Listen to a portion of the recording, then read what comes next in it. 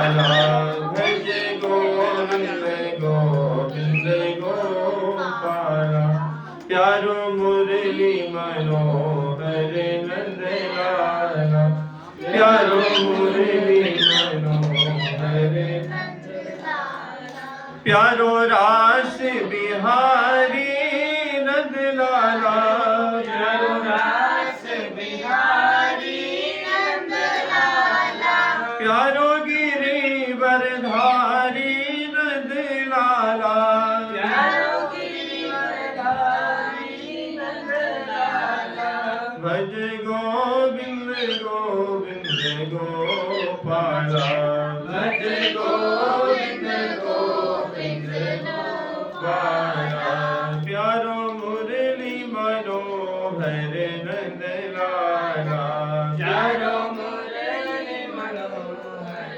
नंद लाला, वृंदावन बिहारी लाल की जय। परम ब्रह्म परमात्मा कारण करुणा वरदानय, भक्त वांछा कल्पतरु, अनंत कोटि ब्रह्मांड नायक भगवान श्री राधा वल्लभ लाल जी की दया में, कृपा में, करुणा में, छत्र छाया में हम सभी लोग बैठ करके और भगवान की दिव्य कथा श्रवण कर रहे हैं। बड़े भाग्यशाली हैं जो इस पवित्र भारत माता की गोदी में सुर दुर्लभ यानी देवताओं के लिए भी दुर्लभ ये मनुष्य शरीर प्राप्त करके अपने निज गृह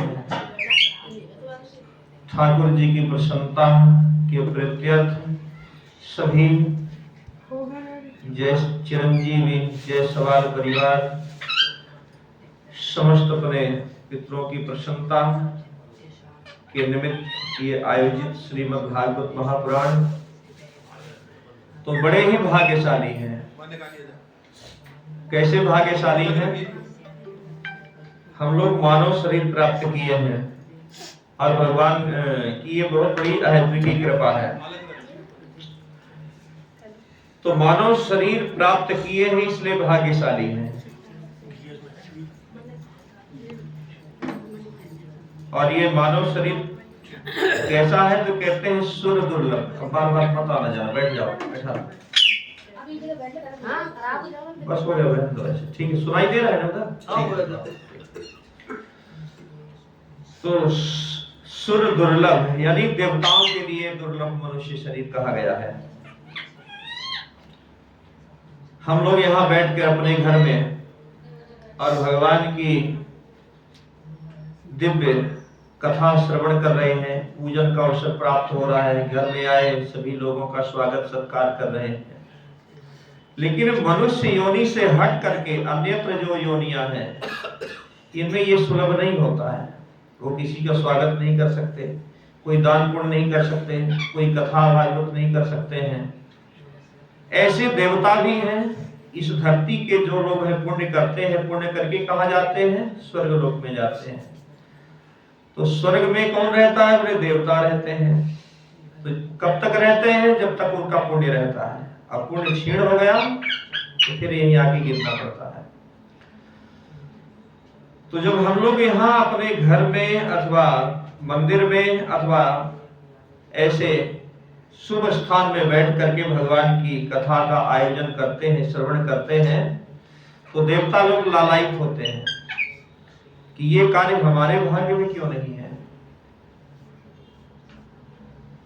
स्वर्ग में और चीजें बहुत हैं लेकिन भगवान की कथा नहीं है। भगवान की कथा कहाँ नहीं है? स्वर्ग में नहीं है, सत्य लोक में नहीं है, कैलाश में भी नहीं है। स्वर्ग में यदा कदा नारद जी पहुंचते हैं, थोड़ी बहुत सुना दिए, नहीं तो सोम रस का देवता पान करते हैं और अप्सराओं का नृत्य विहार दर्शन किए, जब तक पुण्य है इसके बाद क्षीण होकर चले जाते हैं।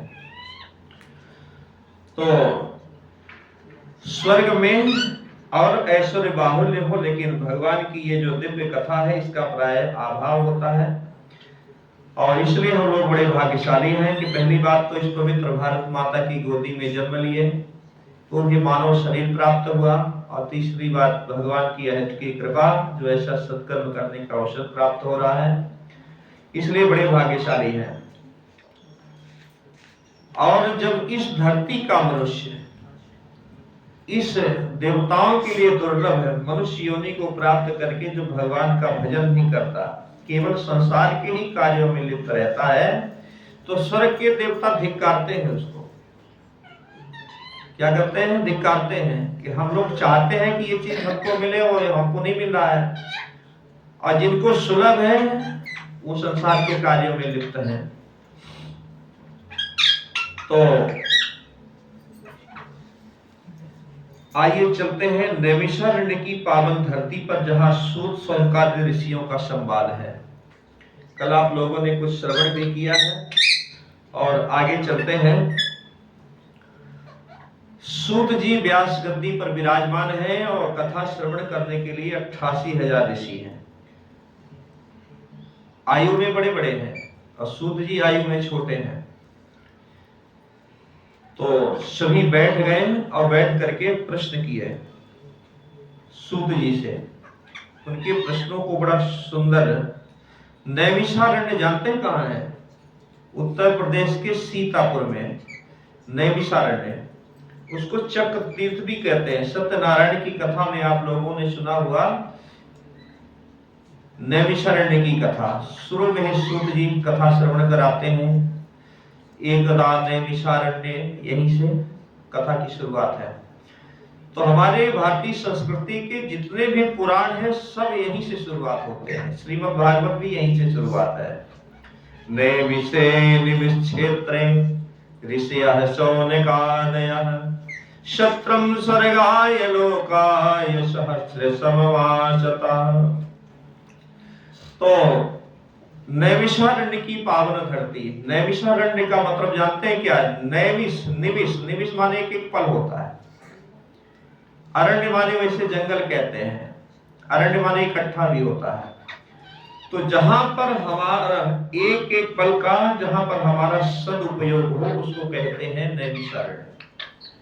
तो नैमिषारण्य में कौन है? बोले 88,000 ऋषि हैं। एक बार ब्रह्मा जी की सभा में सभी ऋषि गए और जाकर के भगवान से प्रार्थना की है। बोले प्रभु कोई ऐसा हम लोगों को स्थान बताइए जहां किसी भी प्रकार का कोई विघ्न ना हो और निर्विघ्न पूर्वक हम लोग बैठ करके भगवान की कथा श्रवण करें, ज्ञान यज्ञ हमारा संपन्न हो जाए, किसी भी प्रकार का कोई दिक्कत ना हो। उसी समय भगवान नारायण ने एक सुदर्शन चक्र भेजा और सभी ऋषियों को कहा कि आप इन सुदर्शन चक्र जी के पीछे पीछे जाइए। तो सुदर्शन चक्र आगे आगे चले और जहां नैमिषारण्य है वहीं पर जाकर के गिरे तो चक्र बड़ी जोर से घूमता है, तो एक कुंड सा बन गया पूरा। और वहीं आसपास में सभी ऋषि बैठ करके, आज भी इस कलिकाल में सूत जी की और सौनकादि ऋषियों की कथा आज भी होती है। तो जहां चक्र गिरा था उस स्थान पे कुंड बन गया, आज भी वो गोल गोल उसका पानी घूमता है। गए हैं कोई नैमिषारण्य तीर्थ में? एक बार सीतापुर कभी जाकर के दर्शन करेंगे। आज भी वहां का जल जैसे चक्र घूमता है ऐसे ही घूमता रहता है। गोमती नदी का पावन तट है, बड़ा सुंदर स्थान है। तो ये नैमिषारण्य में स्थित जो 88,000 ऋषि थे, 1000 वर्ष का सत्संग इनका चल रहा था।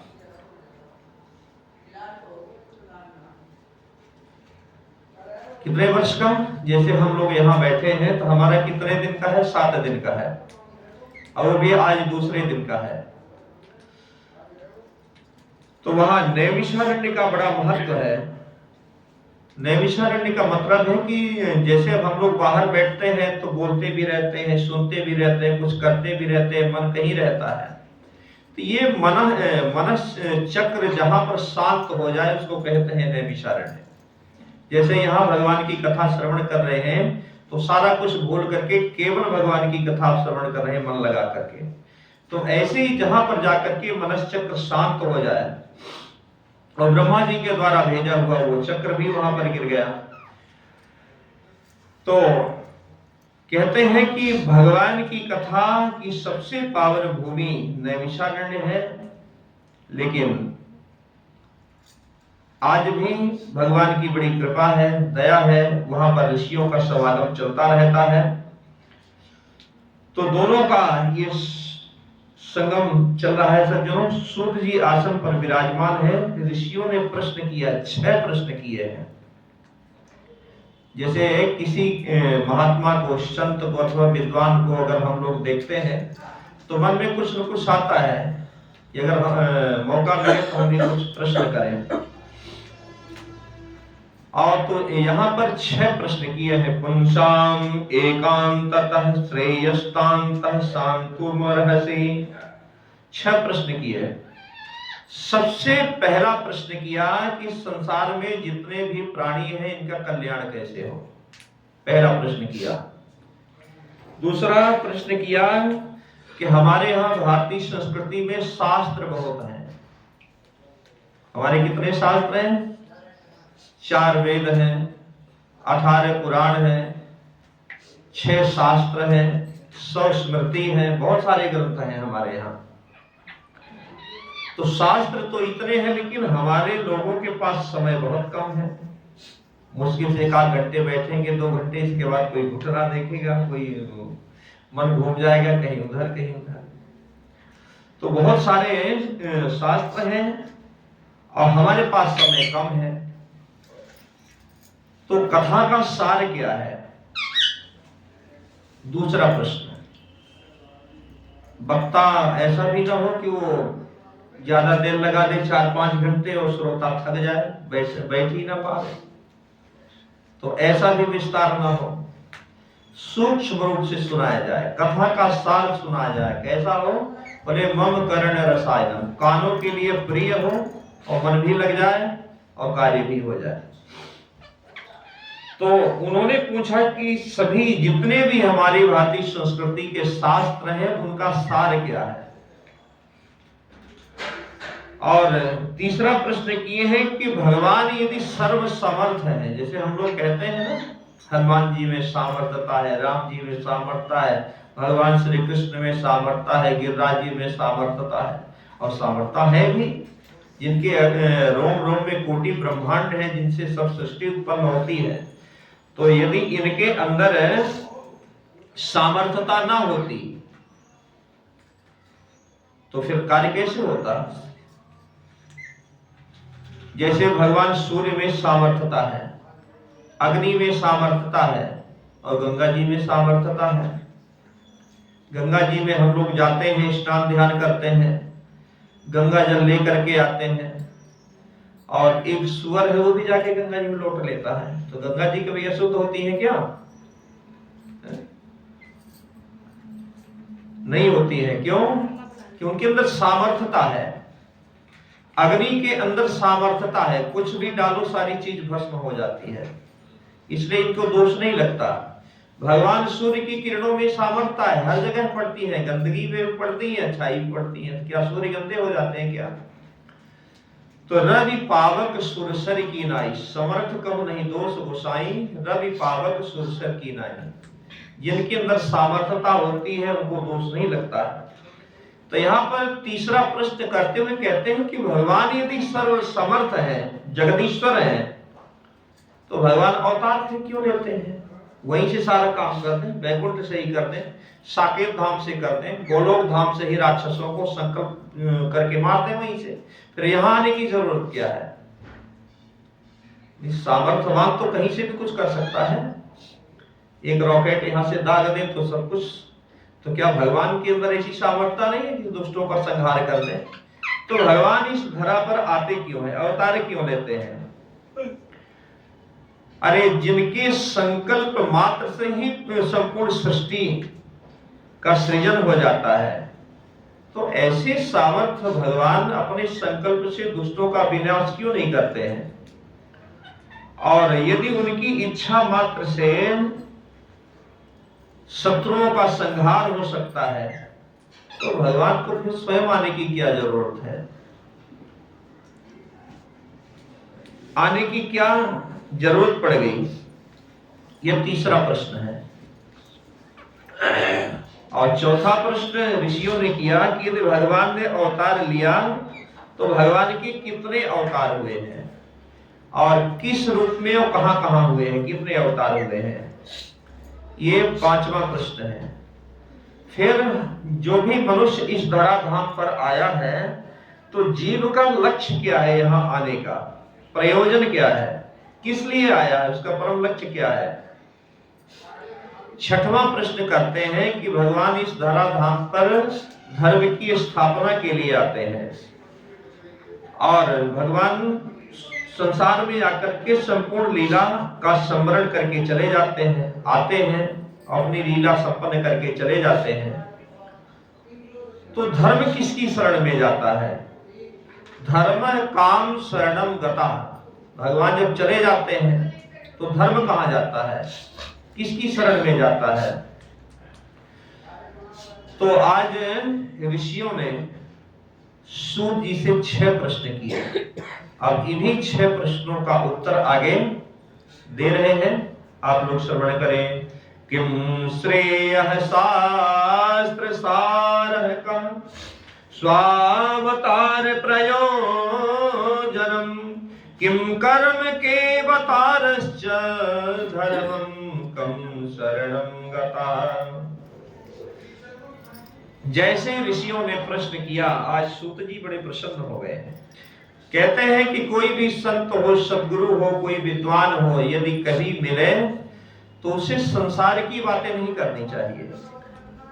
यदि उनसे परमार्थ की बात की जाए और लोक कल्याण की बात की जाए, केवल अपने कल्याण की बात न करके ऐसा प्रश्न करें जिससे अपना तो कल्याण हो ही, लेकिन अपने साथ साथ में सभी का कल्याण हो, ऐसा कोई कार्य होना चाहिए।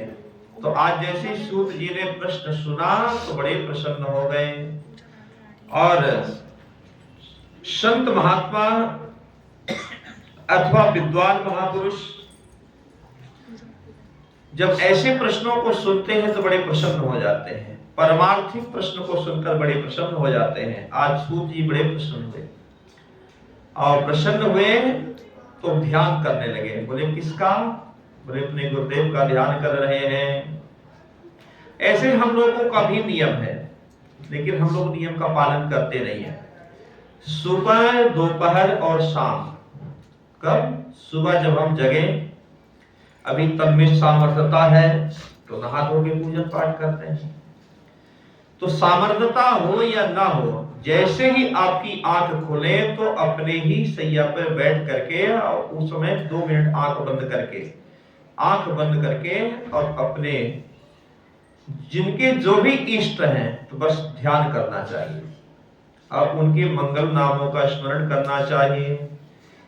तो मंगल में किसका नाम है? बोले मंगल भवन अमंगल हारी, मंगल भवन अमंगल हारी, प्रभु सुदशरथ अजीर बिहारी, प्रभु सुदशरथ अजीर बिहारी।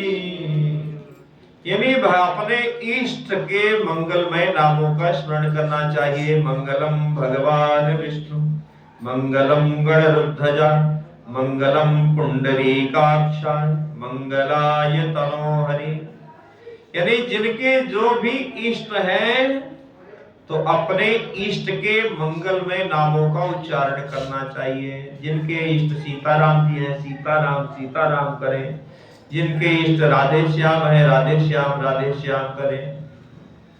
भोले बाबा है जिनके, उनके मंत्रों का जाप करें, उनका ध्यान करें, लेकिन ज्यादा नहीं, 2 या 3 मिनट। इसके बाद तो चाह के भी वो भागेगा, मन आपका केंद्रित नहीं होगा। लेकिन सुबह जैसे ही आप जगते हैं तो जगते ही आप बैठिए और बैठ करके 2 मिनट आंख बंद करके और बाहरी आंख बंद करके अंदर की आंखों से अपने इष्ट के स्वरूप का दर्शन करना चाहिए, यहाँ अपने हृदय प्रदेश में। और इसके बाद भगवान के मंगलमय नामों का उच्चारण करना चाहिए। इसके बाद हाथों का दर्शन करना चाहिए, धरती को प्रणाम करके फिर अपने कार्य के लिए चल दो। तो उस समय ध्यान में न तो नहाने की जरूरत पड़ती, किसी चीज की कोई जरूरत पड़ती, शुद्धता अपवित्रता की कोई जरूरत नहीं है, केवल अपने आसन पर बैठ करके। तो ये पहला मंगलाचरण हो गया। मंगलाचरण यानी आपने अपनी सैया पर बैठ करके भगवान का ध्यान करते हुए उनका नाम लिया। अब ध्यान किसका करें, कैसे करें, किस तरह करें, पता है क्या कैसे किया जाता है? जैसे आपने भोले बाबा को देखा, भोले बाबा कैसे हैं, क्या क्या धारण किए हैं। वाम में पार्वती जी विराजमान है, राधा जी विराजमान है, सीता जी विराजमान है। राम वाम दिस जानकी लखन दाहिनी ओर। वामांग में किशोरी जी विराजमान है, इधर लक्ष्मण जी विराजमान है, मोर मुकुट धारण किए हैं, गले में कौस्तुभ माला धारण किए हैं भगवान मोर पंख धारण किए हैं बरहा पे। तो भगवान के नख से लेकर के पूरा श्रृंगार का दर्शन 2 मिनट में आप कर लो, और दर्शन करते ही भगवान की मुखारविंद पर नजर को टिका दो। धीरे धीरे धीरे धीरे धीरे धीरे जिस दिन भगवान की एक हंसी आपको मिल जाए, समझ लेना कि हमारा इस धरती पर आना सफल हो गया, ये मानव जीवन हमारा सफल हो गया। तो धीरे धीरे अभ्यास करना चाहिए। तो पहला, सुबह उठते ही ये कार्य है, इसमें नहाने धोने की जरूरत नहीं है, ज्यादा समय भी नहीं है, 1-2 मिनट कोई बहुत ज्यादा समय नहीं होता है। इससे ज्यादा चाह के भी आप आंखें बंद करोगे तो आंख बंद ही नहीं होगी, फिर खुलेगी, भागेगी, मत भागेगा। लेकिन 2 मिनट आप चाहे कितना भी चाहे, आंख खुलेगी नहीं आपकी, और धीरे धीरे ये लग जाएगा। तो भगवान का ध्यान करें। इसके बाद दोपहर में स्नान ध्यान करके और फिर अपना पूजन पाठ करें, भोजन